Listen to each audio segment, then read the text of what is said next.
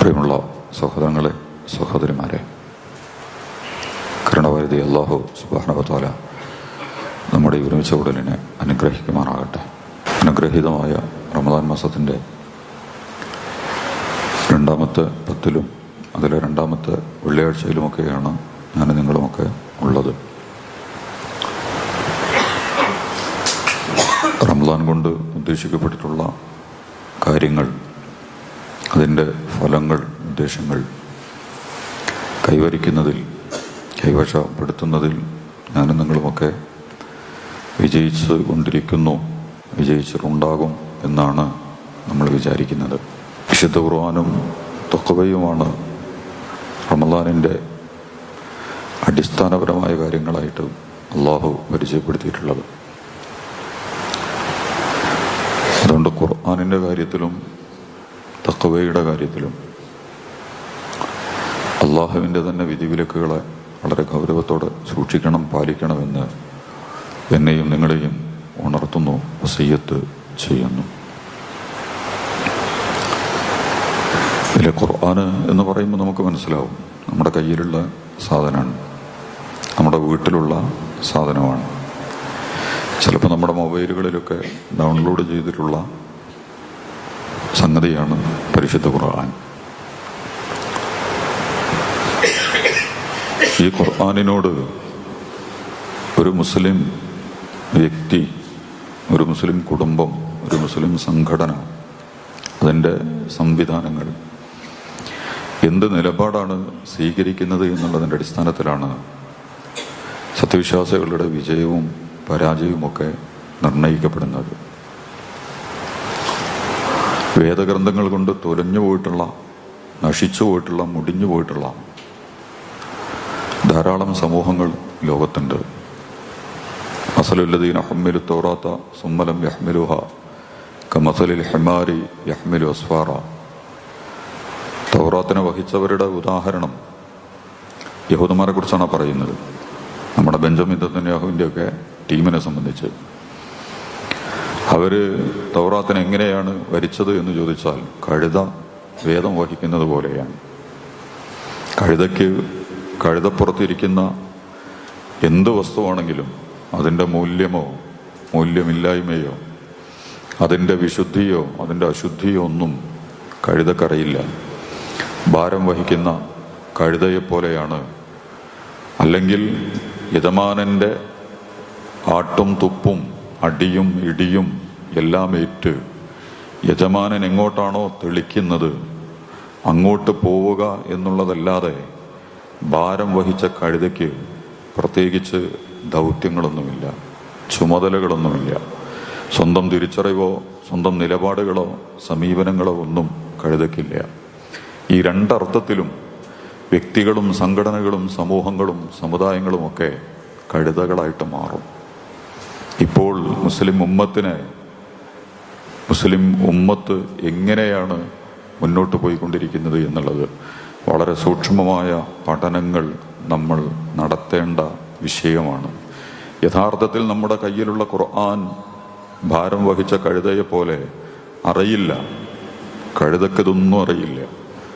ഈ കഴുതപ്പുറത്തിരിക്കുന്ന വിശുദ്ധമായ വീടുകളും അതിൻ്റെ മൂല്യങ്ങളും അതിൻ്റെ കനവും അതിൻ്റെ വിലയും അതിൻ്റെ മൂല്യവും ഒന്നും അറിയാതെ സാധാരണ ഏതോ ഒരു ഭാരത്തെ പോലെ, അതും ഒരു ഭാരമാണതിന്, വിലപിടിപ്പുള്ളതാണ്, മൂല്യമുള്ളതാണ്, എൻ്റെ തന്നെ ജീവിതത്തിൻ്റെ പ്രശ്നങ്ങൾക്കുള്ള പരിഹാരമാണ്, ഇതൊന്നും അറിയാതെ വളരെ പ്രയാസകരമായ സ്വഭാവത്തിൽ കഴുത ഭാരം വഹിച്ചു പോകുന്നത് പോലെയാണ് ഖുർആനിനെ നമ്മൾ വഹിക്കുന്നതെങ്കിൽ, ഖുർആനിനെ നമ്മൾ ഏറ്റെടുക്കുന്നതെങ്കിൽ.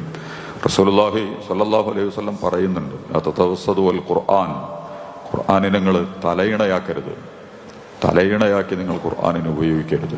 ചാരിക്കിടക്കാൻ, കയ്യ് കുത്താൻ, കാല് നീട്ടാൻ, സൗകര്യങ്ങൾക്ക് ഉപയോഗപ്പെടുത്താൻ പറ്റുന്ന, നമ്മൾ മഞ്ചങ്ങളിലും കട്ടിലിലും ഒക്കെ ഇരിക്കുമ്പോൾ, സോഫയിലൊക്കെ ഇരിക്കുമ്പോൾ സൗകര്യത്തിനൊരു സാധനം വെക്കുമല്ലോ, പ്രധാനപ്പെട്ടതല്ല, എന്നാ ഒരു രസമാണ്, ഒക്കെ ഉണ്ടായാൽ നല്ലതാണ് എന്നുള്ള അർത്ഥത്തിൽ ഖുർആനും ബൈബിളും ഗീതയൊക്കെ വെച്ചിട്ട് വ്യക്തികളും കുടുംബങ്ങളും സമൂഹങ്ങളും സംഘങ്ങളും പ്രസ്ഥാനങ്ങളും ഒക്കെ കളിച്ചുകൊണ്ടിരിക്കുകയാണ്. ഖുർആന് മാത്രം ബാധകമായതല്ല ഇത്.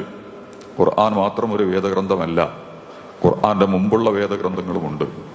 എല്ലാ വേദഗ്രന്ഥങ്ങളെയും അവരുടെ അനുയായികൾ അപകടകരമായ രീതിയിലാണ് അതിനെ ദുരുപയോഗം ചെയ്തത്. അതിനെ ഭാരമായി കരുതുകയും അതിൻ്റെ വിശുദ്ധമായ മൂല്യങ്ങളിൽ നിന്ന് വഴിതിരിച്ച് സഞ്ചരിക്കുകയൊക്കെ ചെയ്തു എന്നുള്ളത്. അതുകൊണ്ട് മുസ്ലിം സമുദായം ഇതിനെ കയ്യിലെടുത്തിട്ടുണ്ട്. നമ്മളുടെ ഒരു സൗകര്യത്തിന് വേണ്ടി മാഷാ അല്ലാ തബാറക് അല്ലാ നമ്മളെ എഴുതി വെക്കുന്നുണ്ടല്ലേ നിങ്ങൾ, അതിൽ ആയത്തുകളൊക്കെ ഏലസിലോ അതിലൊക്കെ എഴുതിയിട്ട് നമ്മൾ കെട്ടിത്തൂക്കും. അതുപോലെ ബിസ്മില്ല പേരൊക്കെ ഇട്ടിട്ട് കൊടുക്കും. ഭയങ്കര സംഭവമാണെന്നാ കരുതി. കോഴിപ്പീടിയേക്കും അതുപോലെ തന്നെ വേറെന്താ കച്ചവട പീടിയേക്കൊക്കെ പേര് ബിസ്മില്ല എന്ന് പറയുന്നതിനൊക്കെയാണ് കൊടുക്കുക. ഇതെന്തോ ഭയങ്കര പുണ്യകരമായ സംഭവമാണ് എന്നുള്ള അടിസ്ഥാനത്തിൽ എളുപ്പത്തിൽ ലാഭം കിട്ടാൻ, കാര്യങ്ങൾ കൈവശപ്പെടുത്താൻ ഞാൻ ഭയങ്കര ആത്മീയ തഖ്വ മൂല്യ ഇതിലൊക്കെയാണ് പോയിക്കൊണ്ടിരിക്കുന്നത് എന്നൊക്കെ തോന്നിക്കാൻ വേണ്ടിയിട്ട് ചിലപ്പോൾ ഇങ്ങനെയൊക്കെ ചെയ്യാൻ ശ്രമിക്കും. യഥാർത്ഥത്തിൽ ഖുർആനിന്റെ ഗൗരവതരമായ വശങ്ങളിലേക്ക്, ഖുർആൻ നമ്മുടെ മുമ്പിൽ അവതരിപ്പിക്കുന്ന അടിസ്ഥാനപരമായ നിലപാടുകളിലേക്ക് എന്റെയും നിങ്ങളുടെയും ജീവിതത്തിനെ കൊണ്ടുപോകാൻ സാധിക്കുന്നുണ്ടോ എന്നുള്ളതാണ് ഏറ്റവും പ്രധാനപ്പെട്ട ചോദ്യം. ഞാൻ അതിന്റെ വിശദാംശങ്ങളിലേക്കൊന്നും പോണില്ല. ഒരു കാര്യം മാത്രമാണ് പറയാനുള്ളത്. വെച്ച ഒരു ഖുർആൻ ഉണ്ടാവും. നിങ്ങളിപ്പോ എങ്ങനെയാണ് ഖുർആനിനെ കൈകാര്യം ചെയ്യണമെന്ന് എനിക്കറിയില്ല. പഠിക്കാൻ, ഓതാൻ, അതിനെക്കുറിച്ച് ചിന്തിക്കാൻ, അതിലൂടെ കടന്നു പോകാൻ ഈ റമദാനിന്റെ ദിനരാത്രങ്ങളിൽ ഏത് അളവിലാണ് ഖുർആനിനെ, കാരണം ഖുർആനാണ് ഹീറോ, പ്ലേ മേക്കർ ഖുർആനാണ്. ഇതിലെ നക്ഷത്രം സൂര്യൻ ഖുർആനാണ്. ഖുർആൻ പുതിയാപ്പിള വന്നില്ലെങ്കിൽ കല്യാണമില്ല എന്ന് പറയുന്നത് പോലെ നമ്മൾ എന്ത് ചെയ്തിട്ടും കാര്യമില്ല. ഇത്ര വലിയ ചടങ്ങുകൾ നമ്മൾ നിർവഹിക്കുന്നതിനും നോമ്പിന്റെ ഭൗതികമായ രാവിലെ മുതൽ വൈകുന്നേരം വരെയുള്ള പട്ടിണി, രാത്രിയുള്ള തറാവീഹ് നമസ്കാരം, അതുപോലെ തന്നെ ദുആ, പ്രാർത്ഥനകൾ, തസ്ബീഹ്, തഹ്ലീല് ഒക്കെ. പക്ഷെ ഇത് ലഭിക്കേണ്ടത് ഖുർആനാണ്. ഖുർആൻ ഏതളവിലാണ് നമ്മുടെ കയ്യിലും കണ്ണിലും കരളിലും മസ്തിഷ്കത്തിലേക്കൊക്കെ വന്നിട്ടുള്ളത്, അതിനുവേണ്ടി നമ്മൾ എന്ത് ചെയ്തുകൊണ്ടിരിക്കുന്നു എന്നുള്ളത് വളരെ ഗൗരവത്തോടുകൂടി വായിക്കേണ്ട, മനസ്സിലാക്കേണ്ട, ചിന്തിക്കേണ്ട സമയത്താണ് നമ്മളുള്ളത്. അതുകൊണ്ട് വ്യക്തിപരമായിട്ട് ഖുർആനിനെ എടുക്കുക. ഖുർആനിൽ നിന്ന് ഒരു പ്രാവശ്യമെങ്കിലും ഓതി തീർക്കാൻ നിങ്ങൾ ശ്രമിക്കണം. ഖുർആനിലെ ഏതെങ്കിലും ഒരു സൂറത്തെങ്കിലും പഠിച്ച് മനഃപ്പാടമാക്കി. ഏറ്റവും എളുപ്പമുള്ളത് ഈ റമദാനിൽ ഇന്നൊരധ്യായം ഞാൻ പഠിച്ചിരിക്കുന്നു, ഇന്ന സൂറത്തുകൾ ഞാൻ പഠിച്ചിരിക്കുന്നു, ഇന്ന ആയത്തുകൾ ഞാൻ പഠിച്ചിരിക്കുന്നു, ഖുർആനിലെ ഇന്ന ഒരു ഭാഗം ഈ റമദാനിൽ ഞാൻ കൈവശപ്പെടുത്തിയിട്ടുണ്ട് എന്ന് പറയാൻ പറ്റുന്ന രീതിയിൽ ഈ റമദാനിൽ ഖുർആനിനെ മുന്നിൽ വെച്ചുകൊണ്ടുള്ള വലയം ചെയ്യലും അതിനു വേണ്ടിയിട്ടുള്ള പാകപ്പെടലുകളും അതിനു ചുറ്റും കറങ്ങലുമൊക്കെയാണ് യഥാർത്ഥത്തിൽ നടക്കേണ്ടത്. ഇൻഷാ അല്ലാഹ് ഭാഗം വെക്കുക. രണ്ടാമത്തെ ഭാഗം നമ്മൾ പറഞ്ഞല്ലോ, ഭാരം വഹിച്ച കഴുതയ്ക്ക് ആരാണ് തെളിക്കുന്നത്, എന്തിനാണ് തെളിക്കുന്നത്, എന്താണ് ഇതിന്റെ പുറത്ത് കെട്ടിവെച്ച് തള്ളി. യജമാനന്മാർ പായിക്കുമ്പോൾ മുസ്ലിം സമുദായത്തിന് ലോകാടിസ്ഥാനത്തിലും ഇന്ത്യയിലും ഒക്കെ കണ്ടമാനം യജമാനന്മാരാണ്. എല്ലാവർക്കും നമ്മളെ താല്പര്യങ്ങൾ വേണം. കഴുതയെപ്പോലെ നമ്മുടെ പുറത്ത് എല്ലാ ഭാരവും കയറ്റിവെച്ച് ഇന്ത്യ എന്ന് പറയുന്ന രാജ്യത്തിന്റെ എല്ലാ നെറികേടുകളും മുസ്ലിം സമുദായത്തിന്റെ മുതുകിൽ കെട്ടിവെച്ച് രക്ഷപ്പെടാനാണ്. നമ്മുടെ റേഷൻ ഷാപ്പ് മുതൽ കർഷകന്റെ നെൽപ്പാടങ്ങളും കൃഷിയിടങ്ങളും മുതൽ നമ്മളുടെ സാമ്പത്തിക ജീവിതത്തിന്റെ ഞെരുക്കങ്ങളും അതിന്റെ തകർച്ചകളും തളർച്ചകളും മുതൽ ഈ രാജ്യത്ത് ഗുണകരമായ ഒരു പണി നടക്കണില്ല, ഒന്നുമില്ല. മനുഷ്യനെ ആക്രമിക്കുന്ന, മനുഷ്യനെ തമ്മിൽ പോരടിപ്പിക്കുന്ന ആഘോഷങ്ങളൊക്കെ നമ്മൾ കാണുന്നുണ്ടല്ലോ. എന്നാലും ഇന്നിപ്പോ ഹോളിയാണ് ഉത്തരേന്ത്യയിലൊക്കെ. 80ഓളം പള്ളികൾ ടാർപോളിനിട്ട് മൂടിയിട്ടുണ്ട്. അവിടെ മഴ കൊള്ളാതിരിക്കാനൊക്കെ മറ്റേ സാധനമുണ്ട്, ഒരു ഓവർകോട്ട്. ഇപ്പോൾ ഹോളിയിൽ പൂശപ്പെടാതിരിക്കാൻ ആഘോഷങ്ങളൊക്കെ സൗഹൃദത്തിന്റെ, സാഹോദര്യത്തിന്റെ, സംവാദത്തിന്റെ, സമാധാനത്തിന്റെ സന്ദേശങ്ങൾ പകരാനുള്ളതാണ്. ഏത് തരം ആഘോഷങ്ങളാണെങ്കിലും ആഘോഷങ്ങൾ ആഭാസമാവുക, ആഘോഷങ്ങൾ അക്രമാസക്തമാവുക, ആഘോഷങ്ങൾ അനാശാസ്യ പ്രവർത്തനമാകുക, സംഘർഷങ്ങളുടെയും സംഘട്ടനങ്ങളുടെയും ഒക്കെ വേദിയാക്കി മാറ്റുക എന്ന് പറയുന്നത് നാളെ മറ്റന്നാളൊക്കെ കേരളത്തിലും നടന്നുകൊണ്ടിരിക്കുന്ന നേർച്ചയും ഉത്സവവും ഒക്കെ രൂപവും ഭാവവും ഒക്കെ മാറും. സമുദായങ്ങൾ തമ്മിലുള്ള വേർതിരിവിന്റെയും ചേരിതിരിവിന്റെയും വാശയുടെയും പകയുടെയും ഒക്കെ അകത്തലങ്ങളിലേക്ക് ഞാൻ പറയുന്നത് വളരെ മാരകമായ സ്വഭാവത്തിൽ നമ്മളും അക്രമകാരികളും അപകടകാരികളുമായ വ്യക്തിത്വങ്ങളും തമ്മിലുള്ള വ്യത്യാസം നമ്മളിൽ തഖ്വയുണ്ട് എന്നുള്ളതാണ്. തഖ്വ എന്ന് പറയുന്നത് നമ്മുടെ ധാർമ്മികമായ കരുത്താണ്. ഇൻ തഖ്വല്ലാഹ യജഅൽ ലക്കും ഫുർഖാന, വമൻ യത്തഖില്ലാഹ യർസുഖുഹു മിൻ ഹൈസു ലാ യഹ്തസിബ്. നിങ്ങൾക്ക് തഖ്വയുണ്ടെങ്കിൽ അല്ലാഹ് വഴി തുറക്കും, എല്ലാ വഴികളും തുറക്കും.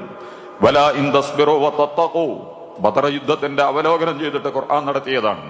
നിങ്ങൾ ക്ഷമിക്കുന്നവരാണെങ്കിൽ, നിങ്ങൾ തഖ്വയുള്ളവരാണെങ്കിൽ, 5000 മിനൽ മലായികത്തി മുർദിഫീൻ, നിരന്തരമായി 5000-ലധികം മലക്കുകളെ തുടരെ ഞാൻ അയക്കാൻ പോവാണ് നിങ്ങൾക്ക് സബറും തഖ്വയും ഉണ്ടെങ്കിൽ. പ്രിയമുള്ള സഹോദരന്മാരെ, തഖ്വ വളരെ പ്രധാനപ്പെട്ടതാണ്. നമ്മുടെ കുടുംബത്തെ, നമ്മുടെ മക്കളെ, നമ്മുടെ സമുദായത്തെ, നമ്മുടെ സമൂഹത്തെ കരുത്തോടുകൂടി സൂക്ഷിക്കുക. നിങ്ങളുടെ കുട്ടികൾ എങ്ങോട്ട് പോകുന്നു? നിങ്ങളുടെ കൗമാരങ്ങൾ എങ്ങോട്ട് പോകുന്നു? നിങ്ങളുടെ യുവാക്കൾ എന്തെടുക്കുന്നു? ഇതൊരു വീട്ടിന്റെ അകത്തളങ്ങളിൽ നിന്ന് ഗൗരവതരമായ ചിന്തകൾ ഉണ്ടാവട്ടെ. അവിടെയാണ് ഖുർആൻ ഇറങ്ങേണ്ടത്, അവിടെയാണ് തഖ്വ ഉണ്ടാകേണ്ടത്. നിങ്ങൾക്ക് റോട്ടിലും നാട്ടിലും പാർലമെന്റിലും അങ്ങാടിയിലും ഇനി തഖ്വ കിട്ടും എന്ന് നിങ്ങൾ കരുതേണ്ടതില്ല. നിങ്ങളുടെ വീടകങ്ങളിൽ നിങ്ങളുടെ മക്കൾ എവിടെയാണ് നിൽക്കുന്നത്? ഇണകൾ എവിടെയാണ് നിൽക്കുന്നത്? ആൺകുട്ടിയും പെൺകുട്ടിയും ഒക്കെ എവിടെയാണ്, എങ്ങനെയാണ്, എവിടെയാണ് സാരി നിൽക്കുന്നത്? എങ്ങോട്ടാണ് പോകുന്നത്? വളരെ ഗൗരവത്തോടുകൂടി ആലോചിക്കേണ്ട ഒരു സമയം. അതുകൊണ്ട് ഞാൻ പറഞ്ഞത്, മുസ്ലിം സമുദായത്തെ കഴുതയാക്കി അതിന്റെ പുറത്തെല്ലാ ഭാരങ്ങളും കയറ്റിവെച്ച് ലോകത്തിലെ അവിശുദ്ധ ശക്തികൾ മുഴുവൻ എല്ലാ നശീകരണ പ്രവർത്തനങ്ങളും ലോകത്ത് നടത്തിക്കൊണ്ടിരിക്കുമ്പോൾ ഖുർആൻ വഹിച്ച കഴുതകളെ പോലെ നിങ്ങൾ ആവരുത്.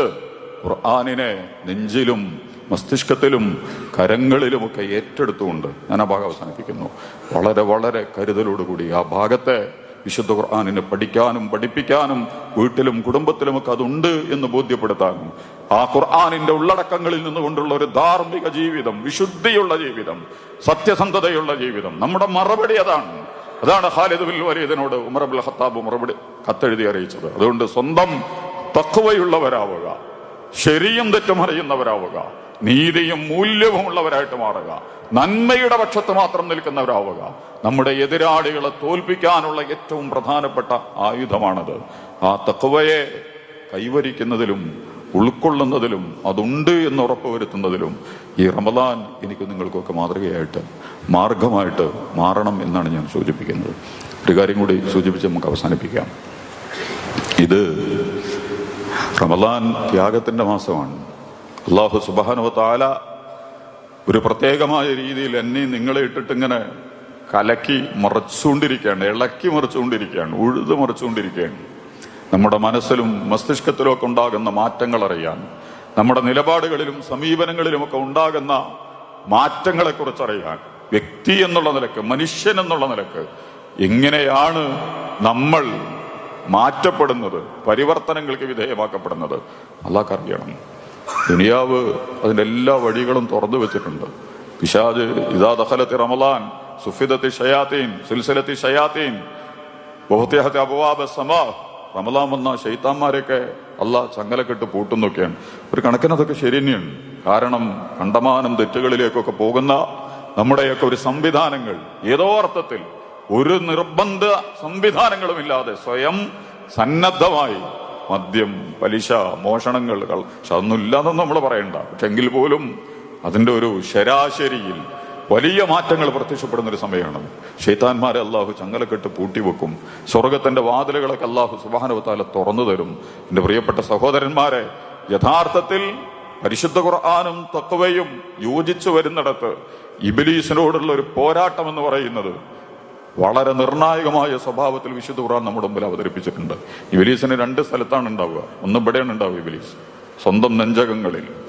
ആ ഇബ്ലീസിനെ തോൽപ്പിക്കുക എന്നുള്ളതാണ് ഈ റമദാനിൽ എനിക്ക് നിങ്ങൾക്ക് എടുക്കാനുള്ള ഏറ്റവും പ്രധാനപ്പെട്ട പണി. ഇബ്ലീസിയത്ത്, ശൈത്താനിയത്ത്, അതിന്റെ ഏറ്റവും മാരകമായ പ്രകടനങ്ങൾ നമ്മുടെ ഹൃദയത്തിൽ കുടിയിരുത്തിയിട്ടുണ്ടെങ്കിൽ അത് തിരിച്ചറിഞ്ഞ് അതിനെ വലിച്ചെടുത്ത് പുറത്തു കളഞ്ഞ് എന്നിട്ട് ഈ നിലപാടുകളെ നമ്മുടെ മനസ്സിലും മസ്തിഷ്കത്തിലും സന്നിവേശിപ്പിക്കുന്ന ഭൗതികമായ സംവിധാനങ്ങളിലെ ഇബ്ലീസുകൾ, അതാരോ ആകാം, മതമാകാം, രാഷ്ട്രീയമാവാം, കലയും സാഹിത്യവും വിദ്യാഭ്യാസവും സമ്പത്തും ആഘോഷങ്ങളും ആചാരങ്ങളും അനുഷ്ഠാനങ്ങളും എന്തോ ആവാം. ഇബ്ലീസ് എവിടെയാണുള്ളത്? ഇബ്ലീസ് അങ്ങനെയാണ് ഖുർആൻ പരിചയപ്പെടുത്തിയിട്ടുള്ളത്.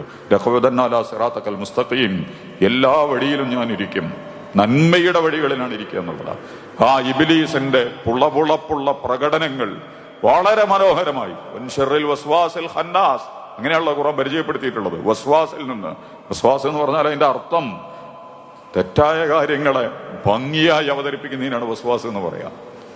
ഒട്ടും ഗുണകരമല്ലാത്ത ദുഷിച്ച കാര്യങ്ങളെ വളരെ മനോഹരമായിട്ട് അവതരിപ്പിക്കുക. മതക്കാരനും രാഷ്ട്രീയക്കാരനും കലാകാരനും സാഹിത്യകാരനും ഉദ്യോഗസ്ഥനും വിദ്യാഭ്യാസ വിദഗ്ധനും ശാസ്ത്രജ്ഞനും ബുദ്ധിജീവിയും സാംസ്കാരിക പ്രവർത്തകരും എന്ത് ചെയ്യുക? ഒരു നന്മയുമില്ലാത്ത കാര്യങ്ങളെ അതാണ് വിശുദ്ധി എന്ന് തോന്നിക്കുന്ന രീതിയിൽ ഇബ്ലീസിന്റെ പ്രവർത്തനം എങ്ങനെയാ? ആ ഇബ്ലീസുകൾ ഉണ്ടെങ്കിൽ അതിനോടുള്ള പോരാട്ടം നടക്കണം. എന്നിട്ടോ അവസാനിപ്പിക്കാം. നമുക്ക് അവസാനം വ്യക്തി എന്നുള്ള നിലക്ക് എനിക്കും നിങ്ങൾക്കൊരു പ്രശ്നമുണ്ടല്ലോ. നമ്മൾ ഒറ്റക്കാണ്. വിശുദ്ധ ഖുർആൻ കുറെ സ്ഥലത്ത് മനുഷ്യൻ അങ്ങനെ തന്നെ വിളിക്കുന്നുണ്ട്. യാ അയ്യുഹൽ ഇൻസാൻ. കുറെ സ്ഥലങ്ങളിൽ അങ്ങനെയാണ് വിളിച്ചിട്ടുള്ളത്. ഇടോ മനുഷ്യ. സംഘബോധത്തിൽ, കുടുംബത്തിന്റെ ഔന്നത്യത്തിൽ, സംഘടനയുടെ ബലത്തിൽ, അനുയായികളുടെ ബലത്തിൽ, ഉദ്യോഗസ്ഥന്മാരുടെ ബലത്തിൽ, സമ്പത്തിന്റെ ബലത്തിലൊക്കെ വ്യക്തികൾ എഴുന്നേറ്റ് നിന്ന് സംസാരിക്കുന്ന ലോകത്താണ് നമ്മളുള്ളത്. പിൻബലങ്ങളും പിന്തുണകളുമാണ് അവനെ കരുത്തനാക്കുന്നത്. അവന്റെ ധാർമ്മികമായ പവറോ വിശുദ്ധിയോ ഒന്നുമല്ല, മറിച്ച് ഭൗതികമായ സെറ്റപ്പുകളാണ്. ഇതൊക്കെ തുലഞ്ഞു പോകുന്ന, ഇതൊക്കെ മുടിഞ്ഞു പോകുന്ന ഖുർആൻ ചോദിക്കുന്ന ചോദ്യം തന്നെ യാ അയ്യുഹൽ ഇൻസാനു, ഏ മനുഷ്യ, ഇന്നക കാദിഹുൻ. എന്തൊക്കെയാണ് നീ സമ്പാദിച്ചെടുത്തുകൊണ്ട്? അവനാൻ ഉപകാരമില്ലാത്തതിന് സമ്പാദിക്കുന്നതിനാണ് കാദിഹ് എന്ന് പറയാം. ഇലാ റബ്ബിക കദഹൻ. അവനാൻ ഉപകാരമില്ലാത്ത കാര്യങ്ങൾ നിങ്ങൾ ശരിക്കൊന്നും എടുത്ത് പരിശോധിച്ച് നോക്കുന്നുണ്ടോ? നിങ്ങളെയൊക്കെ ജീവിതത്തിൽ നമ്മൾ കഠിനാധ്വാനം ചെയ്യുന്നത് എന്തിനാ? എന്താണ് കഠിനാധ്വാനം ചെയ്തുകൊണ്ടിരിക്കുന്നത്? അടിസ്ഥാനപരമായിട്ട് അതിന്റെ ഫലങ്ങൾ എന്താണ്? എനിക്കും നിങ്ങൾക്കും ഇഹലോകത്തും പരലോകത്തും ഗുണകരമായിട്ട്, ഇഹലോകത്ത് ഗുണകരമാകുന്നത് പരലോകത്തെ ഗുണകരമാകണം. പക്ഷെ പരലോകത്തെ ഗുണകരമാകാതിരിക്കുകയും ഇഹലോകത്തെ ലാഭത്തിന് വേണ്ടി എന്തെന്നില്ലാത്ത പരിശ്രമം, നെട്ടോട്ടം, പരിഭ്രാന്തി നിറഞ്ഞ, പരവശത നിറഞ്ഞ, വിശ്രമമില്ലാത്ത, ഒരു അർത്ഥത്തിലും സമാധാനമില്ലാതെ ഓടിക്കൊണ്ടിരിക്കുന്ന മനുഷ്യരാണല്ലോ നിങ്ങൾ. ഇന്നക കാദിഹുൻ ഇലാ റബ്ബിക കദഹൻ. എവിടേക്കാണ് നിങ്ങൾ ഈ ഓടിക്കൊണ്ടിരിക്കുന്നത്? എപ്പോഴെങ്കിലുമൊക്കെ ഒന്ന് ഇരുന്ന് ആലോചിക്കേണ്ട ഞാൻ നിങ്ങളൊക്കെ. ഒറ്റക്കൊന്ന് ഇരുന്നിട്ട് റമദാൻ അതിനു കൂടിയുള്ള അവസരമാണെന്നാണ് ഞാൻ നിങ്ങളോട് പറയുന്നത്. കുറച്ചുപേരൊക്കെ ഇരിക്കുക. യഥാർത്ഥത്തിൽ നമുക്ക് നമ്മെക്കുറിച്ച് ഉള്ള തിരിച്ചറിവ് വരാതിരിക്കുന്നതിന് വേണ്ടിയുള്ള സിസ്റ്റങ്ങളാണ് ഇന്ന് ലോകത്തുള്ളത്. എല്ലാ ഭാഗത്തും മനുഷ്യൻ എന്ന് പറയുന്ന വിശുദ്ധനായ ലഖദ് ഖലഖൽ ഇൻസാന ഫീ അഹ്സനി തഖ്വീം വലഖദ് കറംനാ ബനി ആദം. ലോക ജൈവഘടനയിലെ, ഭൂമിയിലെ ജീവജാലങ്ങളിലെ ഏറ്റവും അത്യുത്തമനായ സൃഷ്ടി, നീജാൽ നീചനും ദുഷിച്ചവരിൽ ദുഷിച്ചവനും ഏറ്റവും അഭിഷിക്തനുമായിട്ട് മാറിക്കൊണ്ടിരിക്കുമ്പോ അതിന് പറ്റുന്നൊരു സാമൂഹിക ഘടന, വല്ല നന്മ ഇപ്പൊ നമ്മുടെ നാട്ടിൽ നിന്ന് പുറത്തു വരുന്നുണ്ടോ? ഈ വാർത്തകൾ ഗുജറാത്ത് പോലെ, UP പോലെയായി മാറിക്കൊണ്ടിരിക്കുകയാണ് കേരളം. വായിക്കുന്ന വാർത്തകളും കേൾക്കുന്ന സംഭവങ്ങളും അനുഭവിച്ചുകൊണ്ടിരിക്കുന്ന യാഥാർത്ഥ്യങ്ങളും ഒക്കെ മനുഷ്യൻ മനുഷ്യത്വത്തെ തന്നെ ചവിട്ടിമതിച്ചുകൊണ്ടിരിക്കുകയാണ്. എന്റെ പ്രശ്നം എന്താ? മനുഷ്യനാകാനുള്ള നമ്മളുടെ വ്യക്തി എന്നുള്ള നിലക്കുള്ള തിരിച്ചറിവിന്റെ ബോധത്തെ നഷ്ടപ്പെടുത്തുന്ന സംവിധാനങ്ങളാണ് ഇവിടെ ഉള്ളത്.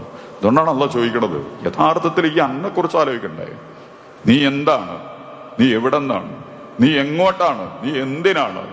അല്ലാഹു സുബ്ഹാനഹു വ തആല വളരെ കൃത്യമായിട്ട് പറഞ്ഞിട്ടുണ്ട്. എന്റെ വരവിന്റെ അടുത്ത് കാണും. ഇന്നക കാദിഹൻ ഇലാ റബ്ബിക കദഹൻ ഫമുലാഖി. അവസാനം എവിടേക്കാണ് ഞാൻ നിങ്ങളൊക്കെ പോകാൻ പോണത്? എവിടെയാണ് ഞാൻ നിങ്ങൾക്ക് എത്തിച്ചേരാൻ പോകുന്നത്?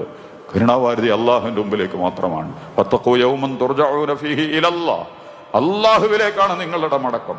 ഹുവ യഹ്യീകും സുമ്മ യുമീതുകും സുമ്മ യജ്മഉകും ലാ റൈബ ഫീഹ്. ഇല്ലടോ, നിന്നെ സൃഷ്ടിച്ചവൻ അള്ളാഹുവാണ്, ജീവൻ നൽകിയവൻ അള്ളാഹുവോ, നിന്നെ മരിപ്പിക്കുന്നവൻ അള്ളാഹുവാണ്, നാളെ നിന്നെ ഒരുമിച്ച് കൂട്ടാൻ പോകുന്നതും അള്ളാഹുവാണ്. ലാ റൈബ ഫീഹി. ഒരു സംശയവും അതിൽ വെക്കേണ്ട കാര്യമില്ല. നമ്മുടെ മുഖ്യമന്ത്രി ഉണ്ടാവും, നമ്മുടെ പ്രധാനമന്ത്രിയൊക്കെ ഉണ്ടാവും. അവരൊന്നും അങ്ങനെ വിലസ നിൽക്കേണ്ട കാര്യമൊന്നുമില്ല. അധികാരത്തിന്റെയും എല്ലാവരും ഉണ്ടാവും. DGPയും ADGPയും എല്ലാ കൈകാര്യം ചെയ്യുന്നവനും എല്ലാവരെയും ഒരു സംശയവും നിങ്ങളൊക്കെ ഒരുമിച്ച് കൂട്ടും. ആ വരുന്ന ലോകത്ത് ഒന്നുമില്ല, ഒറ്റക്കാണ്. ഇന്നക കാദിഹൻ ഇലാ റബ്ബിക കദഹൻ. അതുകൊണ്ട് എൻ്റെ പ്രിയപ്പെട്ട സഹോദരന്മാരോട്, ഒറ്റക്കാണ് നമ്മുടെ യാത്ര. മരണ രോഗബാധകൾ മുതൽ അങ്ങനെയുണ്ടല്ലോ. രോഗിയാവുക എന്ന് പറഞ്ഞാൽ എൻ്റെ രോഗം എൻ്റെത് മാത്രമാണ്, എൻ്റെ പെണ്ണുങ്ങൾക്ക് രോഗം ഉണ്ടെങ്കിൽ അത് ഓളുടേത് മാത്രമാണ്. അതിന്റെ ഭൗതിക സ്വാധീനം ഉണ്ടാവും. പക്ഷെ രണ്ടാള് രോഗിയായി കഴിഞ്ഞാൽ പിന്നെ ഓളെ സ്വാധീനമൊന്നും എൻ്റെ അടുത്ത് ഉണ്ടാവില്ല. ഓള് രോഗിയായിരിക്കുന്നു എന്ന് ഞാൻ ഉൾക്കൊള്ളും, ഞാനും രോഗിയായിരിക്കുന്നു എന്ന് മൂപ്പർക്കിഞ്ഞൊന്നും ചെയ്യാൻ കഴിയില്ല. അങ്ങനെ കണ്ടല്ലോ അലി ഇബ്നു അബീ ത്വാലിബ് റളിയല്ലാഹു അൻഹു പറയുന്നുണ്ട്, എടോ ഈ രോഗിയായി കിടന്നാല് ആൾക്കാർ ആദ്യമൊക്കെ പറയും ഭയങ്കര സംഭവമാണെന്ന്, മൂപ്പർക്ക് സോക്കേടായിട്ടുണ്ട് എന്നൊക്കെ പറയും.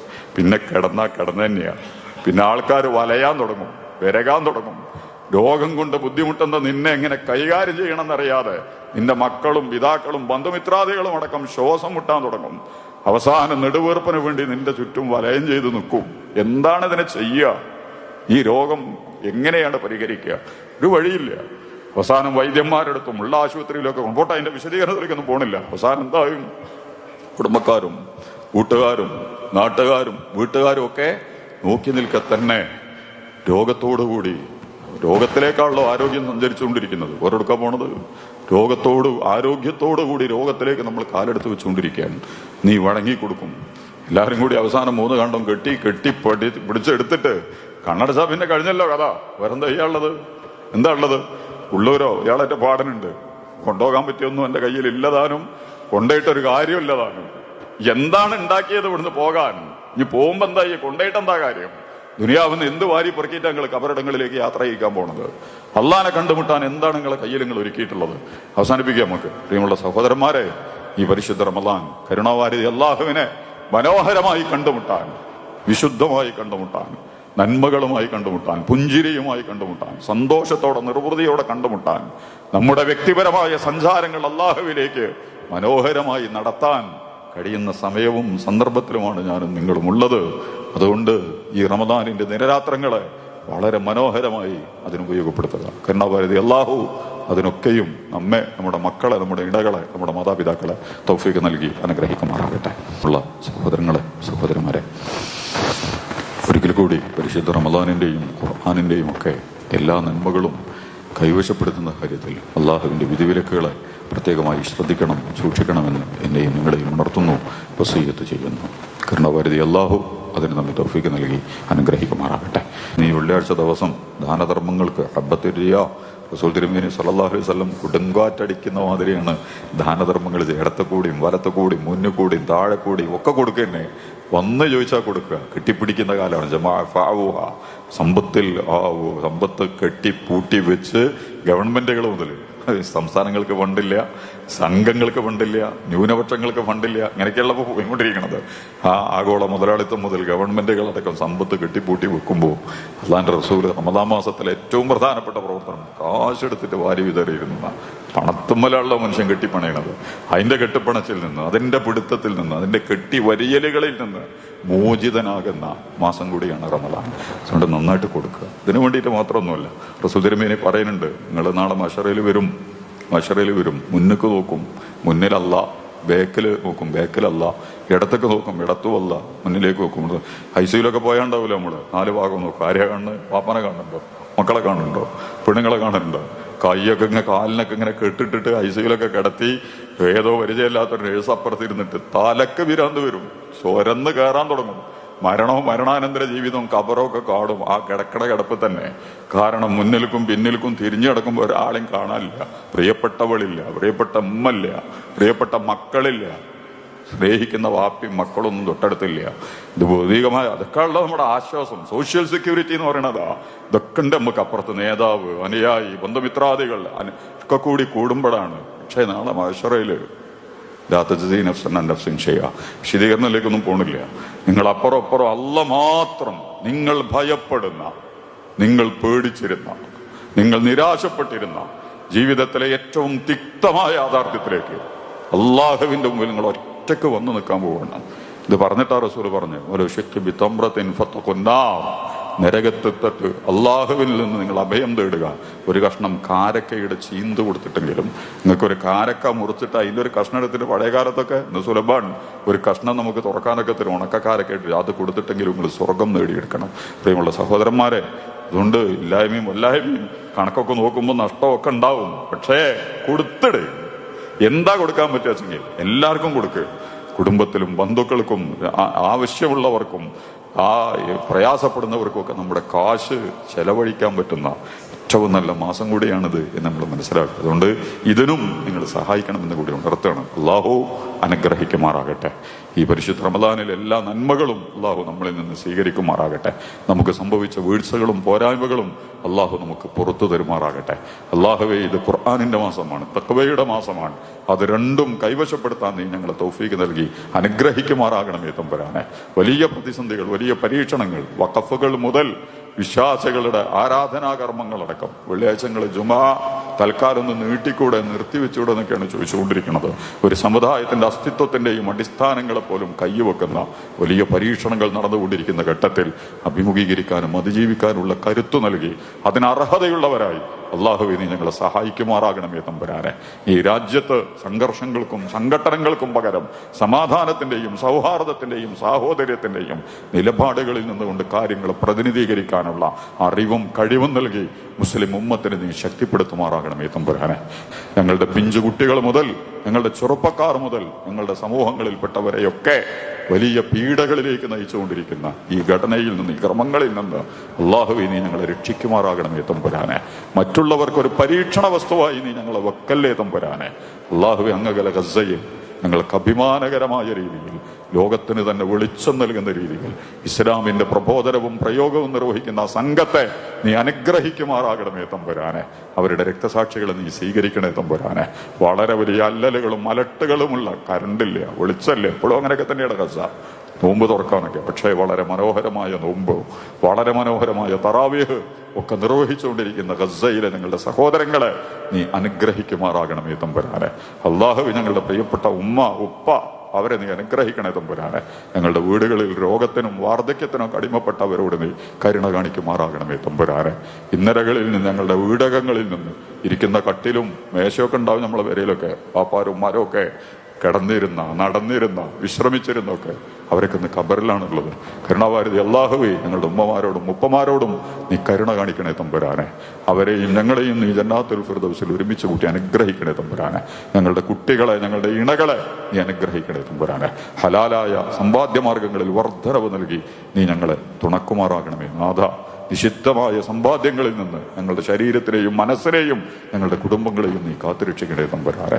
ധാരാളം തെറ്റുകൾ, ധാരാളം പാപങ്ങൾ സംഭവിച്ചു പോയിട്ടുള്ളവരാണ് ഞങ്ങൾ. അല്ലാഹുവേ ഈ പരിശുദ്ധ റമളാനിൽ നീ പൊറുക്കുന്നവനാണ്, കരുണ കാണിക്കുന്നവനാണ്, വിട്ടുവീഴ്ച ചെയ്യുന്നവനാണ്. ഞങ്ങളുടെ തെറ്റുകളും കുറ്റങ്ങളും ഒക്കെ പുറത്ത് മാപ്പാക്കി നീ ഞങ്ങളെ ശുദ്ധീകരിക്കണേ തമ്പുരാനെ. ഞങ്ങളെ വഷളാക്കുന്ന, നിന്ദ്യരാക്കുന്ന ഞങ്ങളുടെ തന്നെ രഹസ്യങ്ങളെ മുഴുവൻ മായ്ച്ചു കളഞ്ഞ് എല്ലാം ഇല്ലായ്മ ചെയ്ത് കരുണാവാരിധി അല്ലാഹുവേ സന്തോഷത്തോടെ നിന്നെ കണ്ടുമുട്ടാനുള്ള ഭാഗ്യം നൽകി ഇഹലോകത്തും പരലോകത്തും നീ ഞങ്ങളെ അനുഗ്രഹിക്കണേ നാഥാ. നീ ഞങ്ങളോട് കരുണ കാണിക്കണേ തമ്പുരാനെ. ഖുർആൻ കൊണ്ട് നീ ഞങ്ങൾ അനുഗ്രഹിക്കണേ തമ്പുരാനെ. ഖുർആനിലേക്ക് നീ ഞങ്ങളെ വഴി കാണിക്കണേ തമ്പുരാനെ. ഖുർആനിന് വേണ്ടി നീ ഞങ്ങളെ വഴി കാണിക്കണേ തമ്പുരാനെ. ഖുർആനിൽ നിന്ന് ജീവിക്കാൻ നീ ഞങ്ങളെ തൗഫീക്ക് നൽകണേ തമ്പുരാനെ. അല്ലാഹുവേ നിന്റെ കലാം ഞങ്ങൾക്കും ഞങ്ങളുടെ തലമുറകൾക്കും ആഴത്തിൽ പങ്കുവെക്കാനുള്ള അറിവും കഴിവും സൗകര്യങ്ങളും നൽകി ഞങ്ങളോട് നീ കരുണ കാണിക്കണേ തമ്പുരാനെ. നരകത്തെ തൊട്ട് നീ ഞങ്ങളെ കാത്തുരക്ഷിക്കണേ തമ്പുരാനെ. സഹിക്കാനും തടുക്കാനും മറയില്ലാത്തവണ്ണം ഞങ്ങളുടെ മുന്നിൽ പ്രത്യക്ഷപ്പെടുന്ന ആ നരകത്തെ തൊട്ട് അതിന്റെ രക്ഷ നിന്റെ കാരുണ്യമാണ്, നിന്റെ ഔദാര്യമാണ്, നിന്റെ സമ്മാനമാണ്. അതിന്റെ ആഴവും പരപ്പും ദുരന്തമൊന്നും മനസ്സിലാക്കാൻ മാത്രമുള്ള കഴിവ് ഇല്ലാത്തവരാണ് ഞങ്ങൾ. അല്ലാഹുവേ നരകത്തെ തൊട്ട് ഞങ്ങളെയും ഞങ്ങളുടെ മക്കളെയും ഞങ്ങളുടെ മാതാപിതാക്കളെയും ഞങ്ങളുടെ ഇണകളെയും ഒക്കെ നീ കാത്തുരക്ഷിക്കണേ തമ്പുരാനെ. മുസ്ലിം ഉമ്മത്തിനെ നീ ശക്തിപ്പെടുത്തണേ തമ്പുരാനെ. അതിന്റെ അനുയായികൾക്ക് നീ രഞ്ജിപ്പ് നൽകി, ഒരുമ നൽകി, ഐക്യം നൽകി അനുഗ്രഹിക്കണേ തമ്പുരാനെ. അല്ലാഹുമ്മ അർഹംനാ യാ അർഹമർ റഹീമീൻ. അല്ലാഹുമ്മ ഗ്ഫിർ ലനാ ദുനൂബനാ യാ റബ്ബൽ ആലമീൻ. അല്ലാഹുമ്മ ഇന്നക അഫുവ്വുൻ തുഹിബ്ബുൽ അഫ്വ ഫഅഫു അന്നാ. اللهم اعتقنا من النار وادخلنا الجنة يا رب العالمين. نشهد أن لا إله إلا الله ونستغفر الله ونسألك الجنة ونعوذ بك من النار ونعوذ بك من النار. ربنا اغفر لنا ولوالدينا وللمؤمنين يوم يقوم الحساب. اللهم ربنا آتنا في الدنيا حسنة وفي الآخرة حسنة وقنا عذاب النار. اللهم اجعل هذا الشهر الحليف شاهدا لنا ولا شاهدا علينا واجعله حجة لنا ولا حجة علينا. اللهم اجعل القرآن العظيم شاهدا لنا واجعله حجة لنا ولا شاهدا علينا ولا حجة علينا. اللهم ارحمنا، اللهم اغفر لنا، اللهم اعزنا، اللهم انصرنا، اللهم اجرنا من النار، اللهم اجرنا من النار، اللهم اجرنا من النار. ربنا تقبل منا دعاءنا انك انت السميع العليم وتب علينا انك انت التواب الرحيم واغفر لنا يا غافر المذنبين. امين امين برحمتك يا ارحم الراحمين. واخر دعوانا ان الحمد لله. صلى الله على محمد صلى الله عليه وسلم.